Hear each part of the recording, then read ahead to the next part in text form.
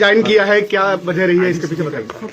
इसमें आप देखेंगे एक अरसे से उत्तर प्रदेश में ब्राह्मण विरोधी अभियान चल रहा है और आपने कई इंसिडेंट देखे होंगे। ब्राह्मण की जेल में डिप्टी जेलर ने पीट के हत्या कर दी और आपने खुशी दुबे प्रकरण देखा होगा। किसी एक अपराधी से 3 दिन पहले शादी हुई तो उसको किस तरीके से प्रताड़ित किया गया। इसी तरीके से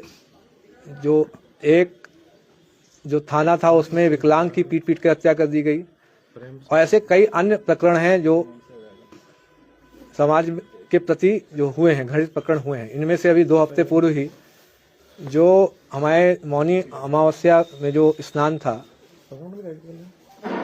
उसमें जो ज्योतिर्मठ पीठ के जो शंकराचार्य हैं श्री अवि मुक्तेश्वरानंद जी महाराज, उनके शिष्यों के साथ, खासकर बूढ़े जो सन्यासियों के साथ तो इतनी पिटाई की गई, लात और जूतों से घूंसों से मारा गया एवं बटुक जो ब्राह्मण थे उनकी चोटी घसीट के, आपने वीडियो देखे होंगे किस तरीके से घसीट के जमीन पर उनको पीटा गया। चोटी और जो ये शिखा है ये ब्राह्मण समाज का जो सांस्कृतिक प्रतीक है, उनकी आस्था का प्रतीक है। क्या आप ऐसा किसी अन्य धर्म या जाति के साथ आप कर सकते हैं कि उनकी जो मान मर्यादा का हनन किया जाए? इसके अतिरिक्त जो दूसरा अभी जो यूजीसी जो 2026 का रेगुलेशन आया है, दिनांक जो 13 जनवरी को भारत सरकार के जो गजट प्रकाशित हुआ है, उसमें आपने सामान्य वर्ग के व्यक्ति जो अभ्यर्थी हैं, पढ़ते हैं, विद्यार्थी हैं, उनको आपने स्वघोषित अपराधी मान लिया है। आपका बेटा सामान्य वर्ग का यदि पढ़ने लिखने में अच्छा है तो कोई भी ईर्ष्या से एक आरोप लगा देगा, भेदभाव कर रहे हैं, समता समिति उसका शोषण कर लेगी। इसी तरीके से यदि आपकी बेटी पर किसी को गलत नजर है, वो एक फर्जी निराधार शिकायत कर सकती। आपका समता समिति आपकी बेटी का शारीरिक शोषण कर सकती है। क्या आप चाहते हैं कि बेटे बेटियां अब आत्महत्या करेंगे सामान्य वर्ग के? क्या आप चाहते हैं कि यूनिवर्सिटी में घुसते ही इतना सामाजिक आपस में भेदभाव हो जाए, जब यूनिवर्सिटी से ऊपर जब निकले तो एक दूसरे के दुश्मन बन जाए? क्या हम जब यूनिवर्सिटी में पढ़ते थे क्या हमारे दोस्त SC ST OBC या किसी अन्य धर्म को नहीं होते थे? आप एक ऐसी व्यवस्था का निर्माण करके जा रहे हैं जिसमें कि हम लोग एक दूसरे से लड़ेंगे, सरनेम देख के, जाति देख के, उपजाति देख के एक दूसरे से लड़ेंगे, मारेंगे एक दूसरे को। क्या आप चाहते हैं कि देश में सिविल वॉर की सिचुएशन डेवलप हो जाए?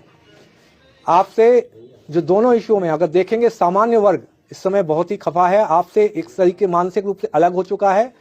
देखा जाए तो केंद्र सरकार और राज्य सरकार दोनों अब अल्पमत में आ चुकी हैं। सामान्य वर्ग बिल्कुल अलग हो चुका है। आज अगर चुनाव हो जाए तो केंद्र और राज्य में दोनों जगह यह सरकार नहीं बचेगी। जो बीजेपी का प्रारूप पहले जो था भारतीय जनता पार्टी, आज वो विदेशी जनता पार्टी है, भारतीय जनता पार्टी नहीं। ठीक है सर, किसको आपने रिजाइन? मैंने जिलाधिकारी महोदय को ईमेल के माध्यम से, मैंने जो माननीय राज्यपाल महोदय हैं उनको भी ईमेल के माध्यम से, और जो CEO हैं जो यूपी जो भारत निर्वाचन आयोग उत्तर प्रदेश में, उनको भी ईमेल के। क्या अलंकार अग्निहोत्री अपने इस रेजिग्नेशन पर अड़िग हैं, अपने इस फैसले पर अड़िग हैं? नहीं, इसमें अड़िग तो बहुत सोच समझ के, जब कोई आपका जो हमारा जो माननीय जनप्रतिनिधि ब्राह्मण समाज के हैं जब नहीं बोल रहे हैं तो किसी न किसी को बोलना पड़ेगा, नहीं तो ये सिविल वॉर सिचुएशन आ जाएगी।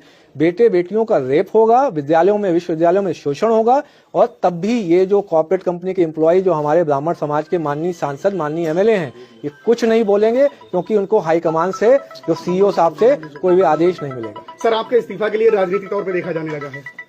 आपका विषय है, ये समाज के जो माननीय जनप्रतिनिधि हैं उनको अब डिसाइड करना है। मेरा तो ये आह्वान है कि आप केंद्र सरकार तुरंत इस UGC रेगुलेशन को वापस ले, और जो उत्तर प्रदेश में जो ब्राह्मण विरोधी अभियान चल रहा है वो उसको भी तुरंत सरकार वापस ले, रोके, और माननीय जनप्रतिनिधि जितने ब्राह्मण समाज के तुरंत अपने अपने जगह से इस्तीफा देकर समाज के साथ आए। सबसे पहला तो मुझे सभी से, माननीय अपने ब्राह्मण जनप्रतिनिधियों MP MLA से निवेदन है, और जो भी बूथ लेवल या इधर उधर जो कार्यकर्ता है, मेरा उनसे भी अनुरोध है, अब आप इस्तीफा देके अलग हो जाइए।